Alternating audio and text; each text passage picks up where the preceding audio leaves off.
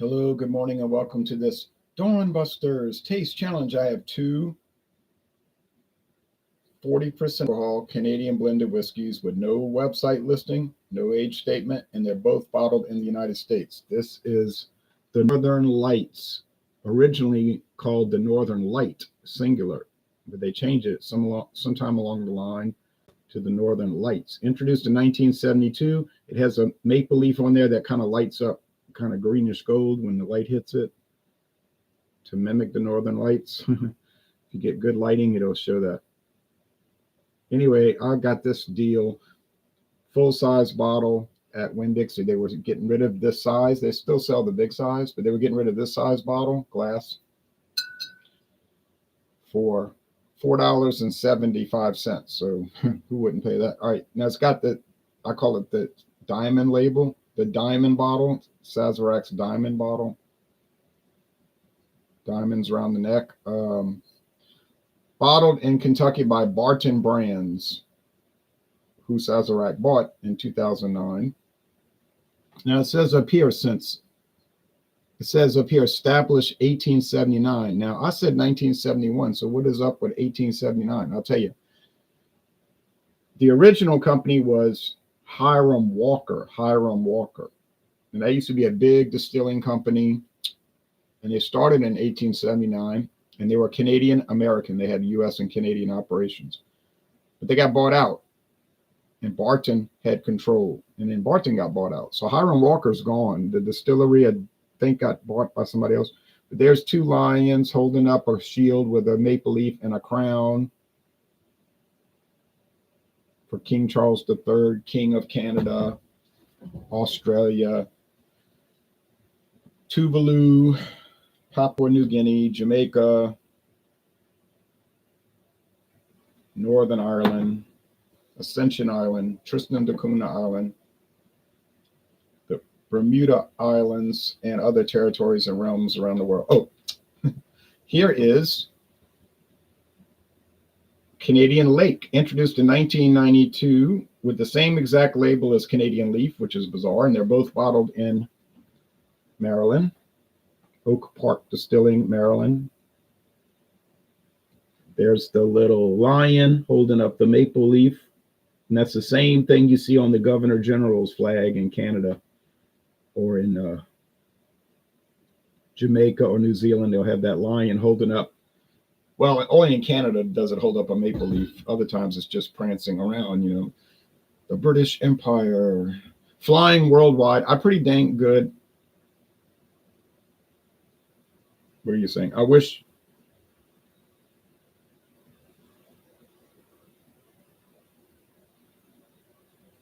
I don't understand your comment, but cheers back to you. Anyway,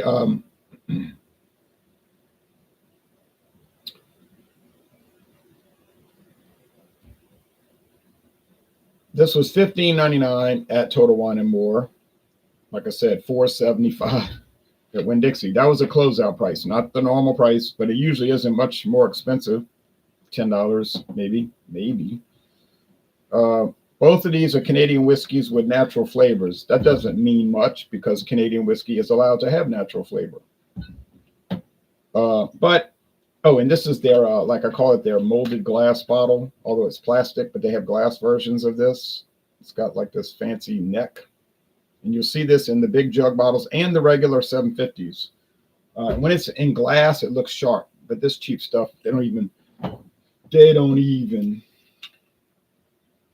Brown glass, good, protects it from the light.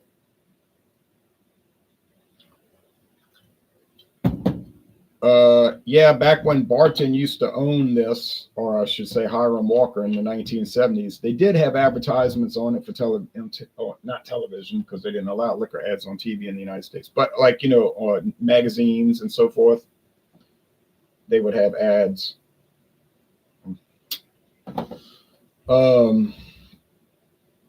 Then I think by the 1980s, you never saw another ad. And I think Barton was starting to slip. And eventually all their stuff got sucked in by Sazerac. Moctezuma, which they really cheapened down. Not that I guess it was ever anything great, but it's really cheap now. The Northern Lights, another one of their, oh, they had so many, all the Barton, the Barton brands.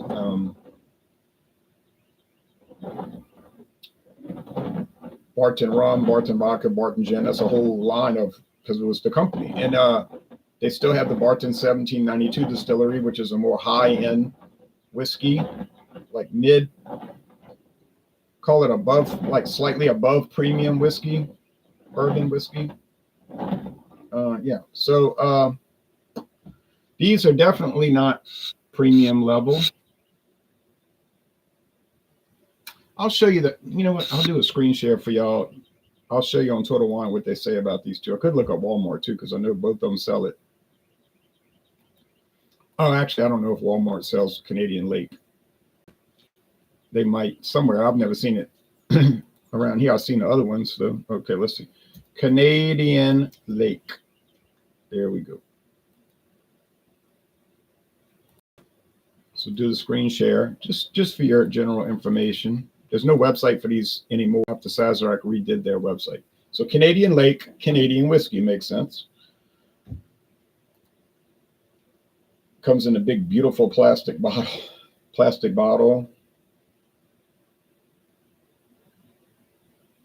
Admarie Busquet, I think that means from sea to sea, like the America sea to shining sea. Canada stretching the Pacific Ocean to the Atlantic. And from the Arctic above, surrounded by 3 oceans.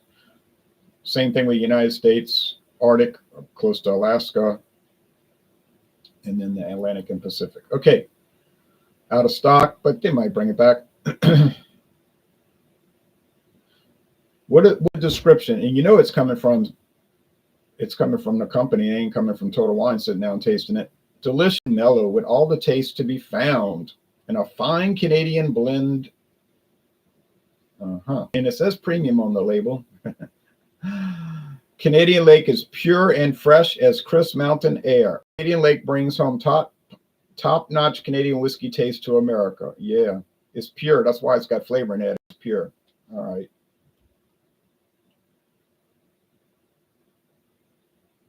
Gets a 68, 100, which is basically a D in some places. So they're saying this is junk. Although 15 people gave it an excellent score, 10 others gave it a 1 star, meaning absolutely terrible. So, yeah. All right, Total Wine. You know when you put that on there that was not the case, but you got the information, the distillery, so you just put it on there. The Northern Lights, but they're still using the old. Yeah, they're showing the big handle bottle, which I don't have. I have the glass. And look, the handle's different. It's got this serrated, molded plastic, but not the diamond. Maple leaf that'll reflect the light like the Northern Lights. All right. Let's see what great things say about this one. $16.49. Oh, 50 cents more.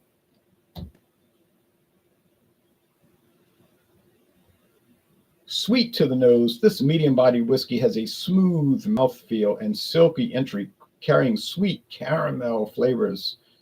I would say vanilla flavors, but what do I know for whiskey? That are freckled with cinnamon spice notes. Finish is short and mild sweet. I basically don't agree with any of that. All right. Oh, that's at Walmart. Oh, same price. Oh, yeah. Same like elaborate tasting note. Oh, man. Oh, man. Joe Hill says, morning. Thundering Thursday or Fandango this week? No, I don't believe so. Because there's a bunch of different reasons, no bad reasons, just mainly scheduling. But after Easter, I think then we'll be back to normal on that. I believe after Easter Sunday, But right now, it's just too much going on that it's just not worth the hassle of it. But I know people like to watch it. But I was thinking about that this morning. I say it's best just not to do it. Okay. At least this one doesn't claim to be premium. Oh, never mind. It says it right there on the bottleneck. Premium. Okay, yeah. Premium. What does that mean? It means whatever you want it to mean because that's not a legal term. Okay, whiskey is a legal term. So it would have to follow certain legal protocols to qualify as a whiskey, right? Premium is a marketing term. It has no legal importance or legal significance or any legal reality. All right. It's like saying craft beer. Craft beer is not a legal term. It is a marketing term. So when the guy tried to go to court against Blue Moon saying they told me it was a craft beer, but I found out it was owned by Molson, not Molson. Yeah, well, Molson Coors, but actually the Coors side of the company. It's owned by Coors. And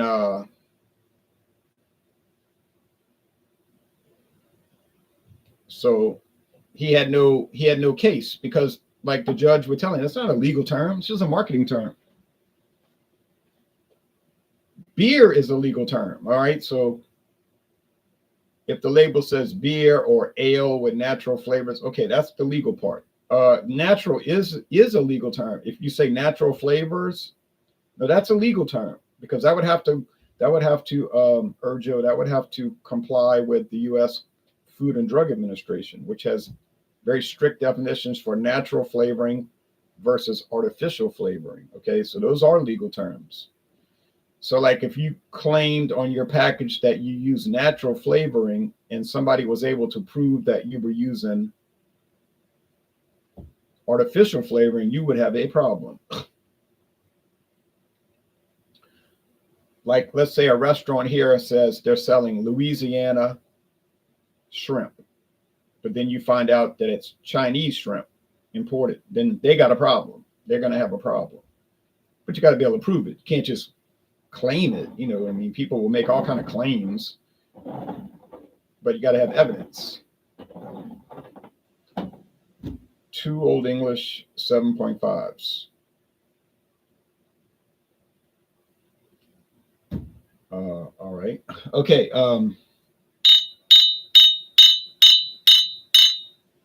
Appearance, they're both amber gold, so that doesn't matter. The price, the same. 50-cent difference. That's not important. Top of the morning, Ron, says Wesley Alzheimer, still sober on my behalf. Excellent. I think if I ever drink again, I would want to live on my own, but that's just me. Sort of a strange statement to make. Did I celebrate Fat Tuesday?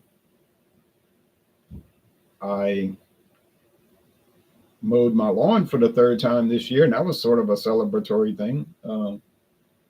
But I didn't go down to New Orleans. It was just, you get tired of it after a while. I mean, if you're from out of town and you've never been before, it's exciting. But if you grow up around it, then you just get, what I mean? Like it gets dull. You know it. It's like, all right, there's the parade. I don't think it's strange. People around me don't like it, and I like to be perceived in a good light. Plus, it's good for my health. Yeah, well, if people around you don't like it and you're doing it, that means what you're doing is affecting your behavior. That's affecting your, yeah. So yeah, probably a good idea to avoid it because some people just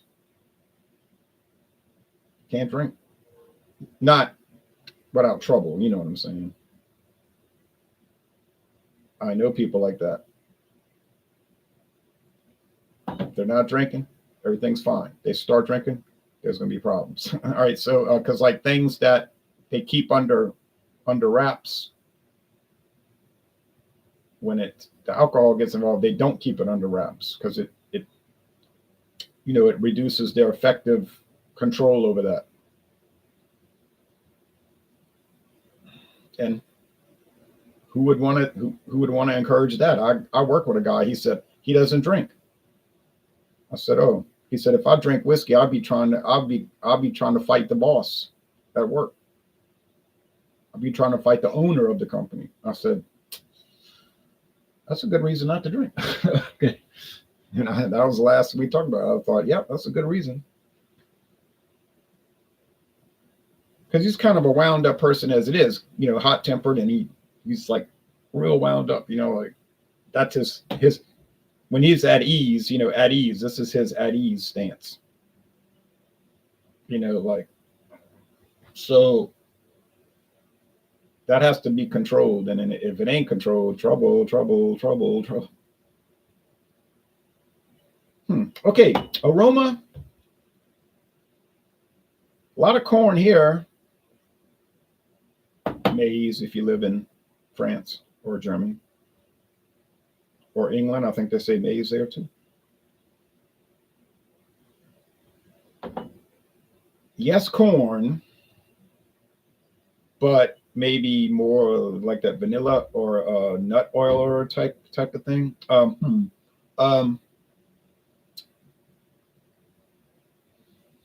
Remember, like I said, the fact that Canadian whiskey has flavoring added doesn't mean anything because they're all allowed to have it, and they don't even have to put it on the bottle. But I will give Sazerac credit. They own Oak Park Distillery and they own Barton. I'll give them credit because they will put it on the bottle. They'll let you know, hey, this got flavoring in it. If you like that idea, buy it. If you don't like that idea, pass over. They just let you know. They're being upfront about it. And they're not going to tell you what the flavoring is. I called them on the phone, and the guy said they don't disclose that. But he said, to me, he was the man on the phone for Buffalo Trace. He said, in my opinion, to me, it tastes like vanilla. He said, but I can't say that because I don't know what it is, and I work for the company. They won't tell me. So and I agree with him. That's what it tastes like. All right, time to taste.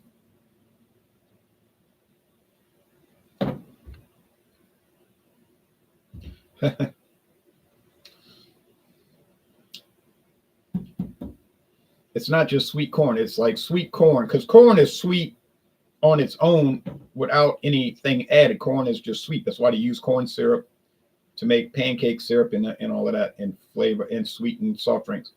But this tastes like sweet corn with vanilla on it. It's not a bad flavor. It's just kind of not that great.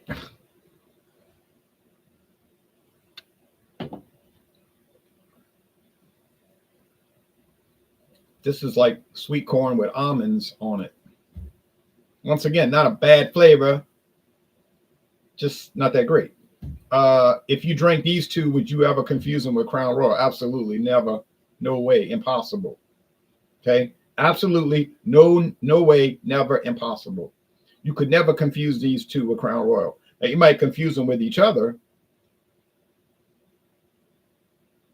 but Crown Royal, 40 Creek, or even Black Velvet, which is low end like these, no way, ain't happening. Of course, I got Black Velvet in the cabinet, so we're going to find out about Black Velvet. We're going to definitively find out. And then I have Crown Royal too. Got to keep Crown Royal around as a base, as a benchmark. You see,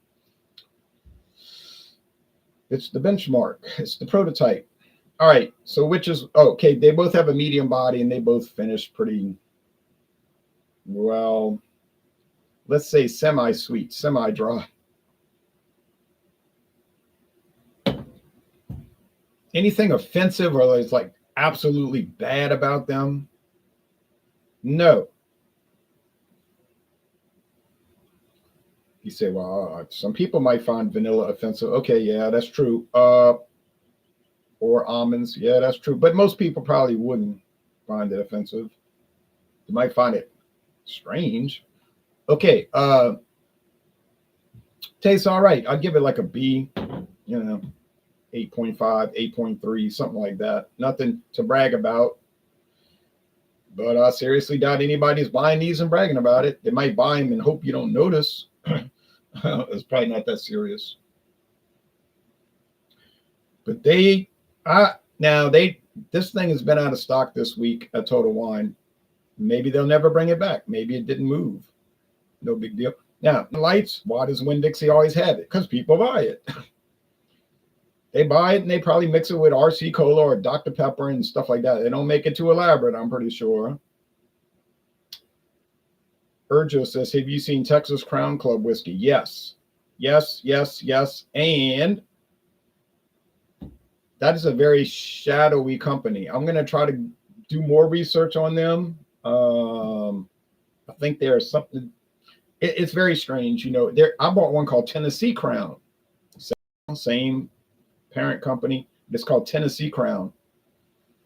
And it was on sale for $7.99 at Rouse's. It was a $20 bottle for $7.99. No way I was passing it up. It's supposed to be a Crown Royal knockoff. Yeah, I can see that. Not that anybody's going to be fooled. I find Black Velvet Canadian blended whiskey to be reasonably priced with a nice taste profile. Says Wesley. I kind of warmed up to it over the years because when I first tried it, I didn't like it. I found it was harsh and tasted like toothpick wood. And then I bought the Black Velvet 8-year, the Reserve, which they still sell, but I think they jumped it up to 10 years now. They tasted like toothpicks. I thought, you know, ooh. And I can't speak to Black Velvet Apple. I can't speak to Black Velvet Salted Caramel or any of the other flavors, the cinnamon and those, because I've never had those. I've never tried them. Yeah, I went from hating whiskey to finding it tolerable. Anyways, take care. Off to work. Okay, have a good day at work, Wesley. I'm about to go to work too. No, I'm off today. You know, of course, I'm off. But I'm not gonna do this on the work day. I don't think that would be too good of an idea. I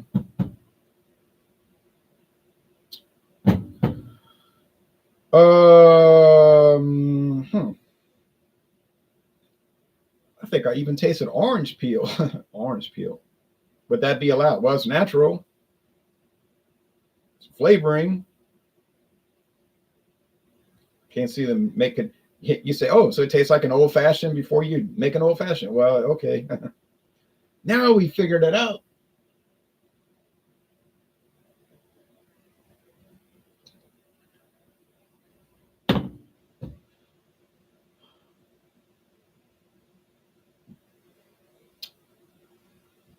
I'm not sure. Take one more sip over here.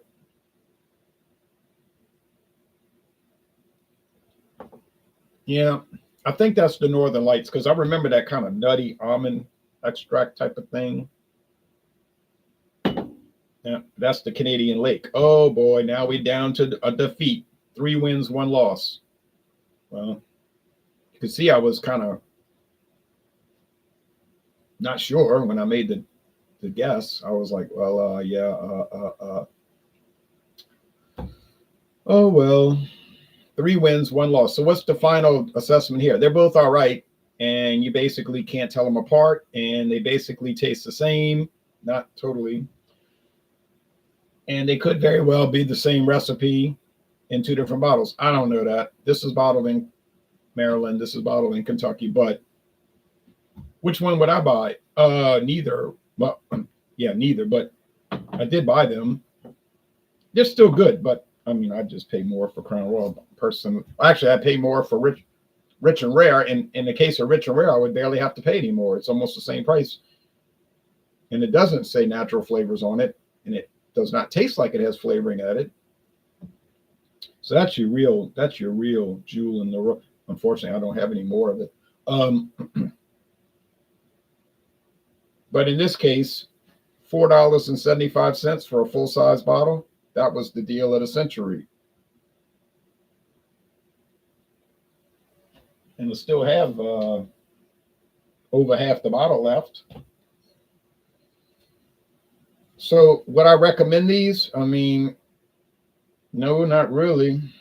I would recommend them if you just got a interest in odd products. You know, like you're kind of like me and you say, oh no, I got to try it. I don't care how weird it is. I just want to try it. I want to see. You know, you're saying it's weird. Now I want to see if it's weird. You know, people want they want to do that. You know, I want to see about that. So if you try, you'd be like, yeah, he's right. It is strange, you know. But otherwise, you're not doing yourself a disservice by skipping over them. It's just like keep on shopping. But I did buy them, and I'm not hating them. I'm not going to sit here and pretend like I hate them, and I don't. I just wouldn't. It would never be something I would bring up to somebody and say, "There's one you ought to try." I would not. I would say something like, "Yeah, you could try it. It's so it's kind of it's even good in a sense, but yeah, if you didn't try it, like I said, you're not doing too bad." All right, cheers. Ron says, "Drewski brewski." Cheers back to you. So that's it. Sorry I got it wrong.